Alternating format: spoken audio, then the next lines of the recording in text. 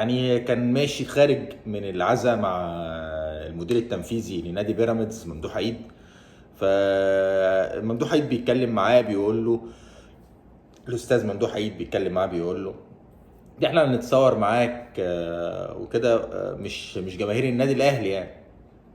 راح راح سابب جماهير النادي الاهلي وقال لفظ خارج، وده اتصور وطلع على السوشيال ميديا، والموضوع بقى دمه تقيل ان واحد في مكانته وفي سنه لان ده مش صغير، ده مش بني ادم صغير، المفروض يبقى قدوة في افعاله في اقواله للشباب الصغيرين. ونرجع نقول الاحتقان بين جماهير ده بيجي منين؟ بيجي من الشخصيات دي.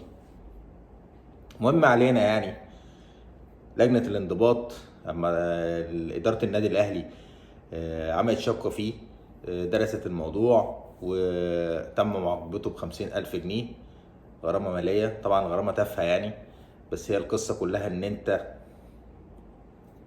تشد ودنك عشان بعد كده ما تغلطش في ناس ما غلطتش فيك. وحرمانه من دخول 3 شهور لجميع المطوشة.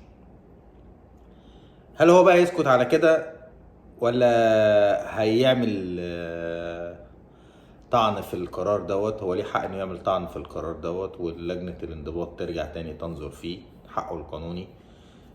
مع اني مش فاهم تبقى يعني اقول بجاحة لو ده اتعمل. بجاحة بجاحة. ما علينا، ده حجم الخبر، ما ياخدش من فيديو اللي انا عامله اكتر من كده. فركن على جنب.